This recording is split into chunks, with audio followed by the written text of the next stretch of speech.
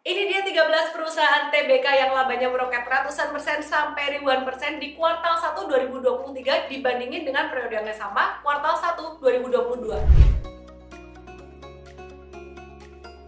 Emiten semen PT Indosemen Tunggal Prakasa Tbk atau INTP mencatatkan pertumbuhan laba bersih kuartal 1 2023 yang ciamik setelah tumbuh hingga 103% menjadi 371 miliar rupiah. Kenaikan laba bersih itu ditopang oleh 4 faktor utama. Pertama, pertumbuhan pendapatan sebesar 19% menjadi 4,24 triliun rupiah. Kedua, biaya bahan bakar lebih rendah seiring banyaknya stok batu bara yang dibeli dengan harga domestic market obligation atau DMO di harga $90 AS per ton. Ketiga, pangsa pasar INTP juga meningkat, terutama di kawasan Indonesia Timur. Keempat, harga jual rata-rata semen juga lebih tinggi daripada periode sebelumnya.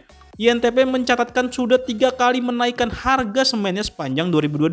Rata-rata kenaikan harga itu sekitar 12% hingga 13%. Kenaikan harga semen disesuaikan dengan kenaikan harga batu bara yang mengerek biaya produksi.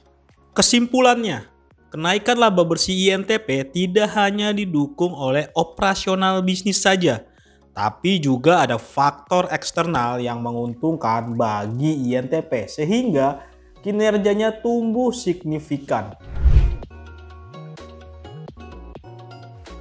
Saham Bolt yang memproduksi mur dan baut untuk produk otomotif juga mencatatkan kinerja laba bersih kuartal 1 2023 yang mengesankan setelah labanya naik 105,13% menjadi 47,98 miliar rupiah. Namun, kinerja laba bersih saham Bolt ini bukan didorong oleh pertumbuhan penjualan yang oke, melainkan penurunan beban penjualan sebesar 23% menjadi 4,6 miliar rupiah. Penurunan beban itu didorong oleh penurunan biaya pengangkutan sebesar 24% menjadi 1,12 miliar, serta bahan bakar yang turun 0,76% menjadi 424 juta rupiah. Kesimpulannya, kinerja Bolt yang cemerlang ini dikarenakan faktor eksternal yang membuat biaya pengangkutan dan bahan bakar yang turun, sehingga beban penjualan turun dan laba menjadi naik signifikan. Saham batubara KKGI juga mencatatkan kenaikan laba bersih yang fenomenal di kuartal 1 2023 sebesar 106%. Laba bersih KKGI didorong oleh operasional bisnisnya. Hal itu terlihat dari kenaikan penjualan ekspor batubara sebesar 120% menjadi 62,72 juta dolar AS. Penjualan batubara domestik juga naik 74,11% menjadi 22,06 juta dolar AS. Kesimpulannya, kinerja laba bersih KKGI benar-benar ditopang oleh pertumbuhan pendapatan dan pengelolaan biaya dari operasional bisnisnya yang cukup solid. Namun, tantangan dari saham KKGI ini adalah jika adanya penurunan harga batubara yang signifikan ke depannya. Emiten jasa outsourcing karyawan yaitu SOSS membukukan kenaikan laba bersih sebesar 151% menjadi 8,51 miliar pada kuartal 1 2023. Kenaikan laba bersih itu ditopang oleh pertumbuhan pendapatan perseroan yang naik 18% menjadi 415 miliar rupiah. Kenaikan pendapatan SOSS itu ditopang oleh lini bisnis outsourcing jasa keamanan yang naik hingga 50%. Selain itu, SOSS juga mampu memanage beban hingga keuntungannya menjadi optimal.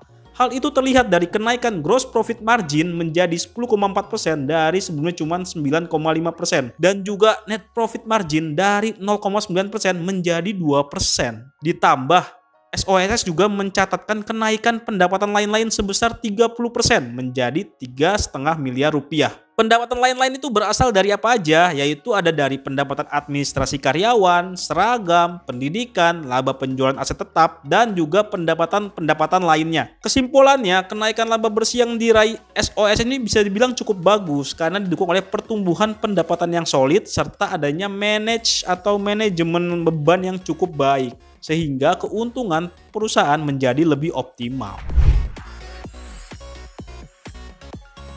Emiten rumah sakit Silo juga mencatatkan pertumbuhan laba bersih kuartal 1 2023 yang sensasional setelah naik 152% menjadi 257 miliar rupiah. Meski pendapatan Silo hanya tumbuh 19,44% menjadi 2,63 triliun rupiah. Lalu apa yang mendorong pertumbuhan laba bersih Silo ya? Jawabannya ada di pengelolaan biaya yang lebih efisien untuk mendapatkan pertumbuhan pendapatan hingga 19%. Hal itu terlihat dari gross profit marginnya yang naik menjadi 38% dari sebelumnya cuma 34%. Begitu juga net profit marginnya yang naik menjadi 9,4% dari sebelumnya 4,4%. Kesimpulannya, pertumbuhan pendapatan Silo ini naik karena operasional bisnisnya lebih efisien, tapi juga mampu mencatatkan pertumbuhan pendapatan yang tinggi, yakni 19%. Saham emiten taksi yakni Bird juga mencatatkan pertumbuhan laba bersih yang signifikan sebesar 161%. Kenaikan ini dipicu oleh pendapatan dari operasional bisnisnya yang juga tumbuh 55% menjadi 1,04 triliun rupiah. Apalagi selain dari pendapatan, Bird juga mampu menjaga biaya operasional untuk mencatatkan pertumbuhan laba bersih yang makin tinggi. Hal itu terrefleksikan dari kenaikan net profit margin pada kuartal 1 2023 menjadi 11,8% dari sebelumnya cuma 7%. Kesimpulannya, kinerja keuangan Bird yang luar biasa ini ada hubungan erat dengan mobilitas masyarakat yang kembali meningkat dibandingkan kuartal 1 tahun lalu. Tarif Bird yang cenderung lebih kompetitif dibandingkan platform transportasi online. Hal itu membuat adanya kenaikan permintaan di kota-kota besar menjadi lebih tinggi lagi. Saham rokok WIIM juga mencatatkan kinerja laba bersih sebesar 197,3% menjadi 37 miliar rupiah. Apa yang menjadi faktor pendorongnya ya? Ada 4 faktor yang menjadi pendorongnya. Pertama, pendapatan WIIM melejit 54,49% menjadi 1,17 triliun rupiah. Kenaikan pendapatan ini didorong oleh skala kapasitas produksi rokok perseroan yang berada di tier terkena efek cukai rokok paling rendah, sehingga penjualan masih bisa terus naik dibandingkan GGRM maupun HMSP. Kedua, WIIM mampu mengelola biaya untuk bisa mendapatkan pertumbuhan penjualan hingga 54%. Hal itu tergambar dari gross profit marginnya yang naik 24% dari sebelumnya cuma 21%. Ketiga, adanya kenaikan pendapatan bunga sebesar 81% menjadi 4,23 miliar rupiah. Keempat, ada kenaikan pendapatan dari penjualan aset tetap berupa mesin dan lainnya yang naik 31,29% menjadi 1,46 miliar rupiah. Kesimpulannya, kinerja laba bersih WIIM yang meroket itu didorong oleh pendapatan dari bisnisnya yang ikut meroket. Hal itu disebabkan WIIM menjadi emiten rokok yang terdampak kenaikan cukai rokok paling kecil dibandingkan HMSP dan GGRM. Sehingga terjadi potensi shifting permintaan dari rokok premium yang mulai naik harganya ke rokok seperti WIIM yang mengerek laba bersihnya juga. Saham transportasi dan jasa pariwisata WH juga mencatatkan pertumbuhan laba bersih yang sensasional setelah naik 237,9% menjadi 5,17 miliar rupiah. Kenaikan laba bersih itu ditopang oleh pertumbuhan pendapatan yang juga naik 65,23% menjadi 55 miliar. Seluruh lini bisnisnya mencatatkan kenaikan signifikan dari bisnis travel antar kota provinsi lewat Daytrans, charter bus lewat Whitehorse, dan juga bisnis open trip lewat explorer.id. Selain itu, WH juga mampu memanage biaya sehingga laba bersihnya menjadi lebih optimal. Hal itu terlihat dari gross profit margin yang naik menjadi 39% dari sebelumnya 37,5%. Begitu juga net profit marginnya yang naik menjadi 9% dari sebelumnya 4,5%. Kesimpulannya, kinerja bisnis WH terdorong oleh aktivitas mobilitas masyarakat yang lebih aktif untuk berwisata di kuartal 1 2023 dibandingkan periode sama tahun lalu, karena di tahun lalu masih ada PPKM. Saham manufaktur produsen baut, yakni BAUT, juga mencatatkan pertumbuhan laba yang tinggi sekali, yaitu 347% menjadi 4,3 miliar rupiah. Pertumbuhan laba bersih itu didorong oleh pertumbuhan pendapatannya yang sebesar 31% menjadi 45 miliar rupiah. Ditambah, BAUT juga bisa mengelola biaya yang tergambarkan dari kenaikan gross profit margin menjadi 21% dari sebelumnya 19%. Lalu net profit margin juga naik menjadi 7% dari sebelumnya itu cuma 2%. Selain itu, Baut juga mendapatkan tambahan pendapatan dari pendapatan lain-lain senilai 564 juta dari sebelumnya rugi 1,17 miliar rupiah. Pendapatan lain-lain itu berasal dari keuntungan seperti kemitraan, royalti, dan selisih kurs. Kesimpulannya, kinerja laba bersih Baut melejit karena mayoritas didorong oleh pertumbuhan pendapatan operasional bisnisnya dan juga pengelolaan biaya yang cukup solid. Saham Port mencatatkan kenaikan laba bersih sebesar 573% menjadi 24 miliar rupiah. Namun, kenaikan laba bersih yang signifikan itu tidak selaras dengan pertumbuhan pendapatan yang cuma naik 7% menjadi 278 miliar rupiah. Kenaikan laba bersih ini lebih didorong karena adanya penurunan beban yang cukup signifikan, yaitu dari beban lainnya sebesar 98% menjadi cuma 181 juta rupiah dibandingkan sebelumnya sebesar 18,03 miliar rupiah. Penurunan beban lain itu disebabkan oleh penurunan nilai piutang, investasi, dan persediaan menjadi 0 dibandingkan sebelumnya yang masing-masing bernilai miliaran rupiah. Kesimpulannya, kinerja emiten Port ini kurang begitu bagus sebenarnya meski labanya meroket. Soalnya secara operasional bisnis, pertumbuhan pendapatannya juga masih rendah, cuma 7%. Saham kawasan industri BES juga mencatatkan pertumbuhan laba bersih yang sensasional setelah tumbuh 722% menjadi 109,27 miliar rupiah.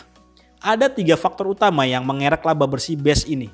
Pertama, pertumbuhan pendapatan yang juga naik signifikan sebesar 167% menjadi 197 miliar rupiah. Kenaikan pendapatan itu ditopang oleh penjualan kawasan industri yang tumbuh 181% menjadi 188,67 miliar rupiah. Kedua, meski pertumbuhan pendapatan naik, BES juga mampu menjaga kenaikan bebannya. Hal itu terrefleksi dari gross profit marginnya yang naik jadi 66% dibandingkan sebelumnya 59%. Net profit marginnya juga naik dari 17% menjadi 55%. Ketiga, serta adanya kenaikan pendapatan lain-lain sebesar 141% menjadi 41,73 miliar rupiah. Pendapatan lain-lain ini berasal dari tambahan pendapatan dari keuntungan selisih kurs mata uang dan juga kenaikan pendapatan bunga deposito. Kesimpulannya, kinerja laba bersih BES meroket karena ditopang pertumbuhan pendapatan yang signifikan juga, serta kemampuan perseroan menjaga efisiensi operasionalnya untuk meraih omset sebesar-besarnya. Artinya kinerja di kuartal 1 2023 BES cukup baik. Saham asuransi Tugu juga mencatatkan kinerja laba bersih yang sensasional di kuartal 1 2023 setelah naik sebesar 1.350% menjadi 923 miliar rupiah. Memang, pendapatan premi Tugu naik sebesar 32,7% menjadi 743 miliar rupiah. Namun, pertumbuhan pendapatan premi Tugu itu bukan menjadi faktor utama yang mendorong laba bersihnya hingga tumbuh ribuan persen. Faktor utama yang membuat laba bersih Tugu melejit yakni adanya pendapatan lain-lain senilai 1,05 triliun rupiah yang sebelumnya justru rugi 8 miliar rupiah. Kesimpulannya, kenaikan laba bersih Tugu kali ini bukan berasal dari operasional bisnisnya sebagai perusahaan asuransi, melainkan dari pendapatan lain-lain di luar operasional yang tumbuh signifikan dari rugi hingga tembus 1 triliun rupiah. Saham perusahaan pembiaya Cevin mencatatkan kinerja laba bersih yang sensasional di kuartal 1 2023 setelah naik hingga 6.500% menjadi 105 miliar rupiah. Namun, kenaikan laba bersihnya bukan didorong oleh pendapatan, karena dari bisnis perusahaan pembiayaan sendiri, Cevin hanya mencatatkan pertumbuhan pendapatan sebesar 18% menjadi 426 miliar rupiah. Lalu apa yang bikin laba Cevin meroket ya?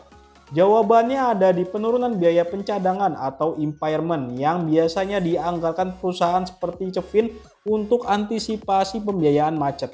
Beban pencadangan Cevin kuartal 1 2023 itu turun hingga 44% menjadi 92,5 miliar rupiah. Biasanya biaya pencadangan ini diturunkan karena perseroan sudah mencatatkan pencadangan yang cukup besar untuk antisipasi pembiayaan macet sehingga di periode selanjutnya mereka mengurangi anggaran pencadangan tersebut. Kesimpulannya, Kinerja Cevin sebenarnya tidak terlalu sensasional karena laba bersihnya didorong oleh penurunan pencadangan yang sangat signifikan. Artinya, jika di periode selanjutnya Cevin kembali menaikkan biaya pencadangan sedangkan pendapatannya tumbuh biasa-biasa saja, bukan tidak mungkin laba bersihnya juga jadi terjun bebas. Pertanyaannya, apakah perusahaan yang labanya naik segitu banyak tuh selalu bagus? Belum tentu loh, karena bisa jadi keuntungannya bukan didapat dari keuntungan operasional, tapi bisa jadi dari penjualan aset atau keuntungan investasi yang lainnya.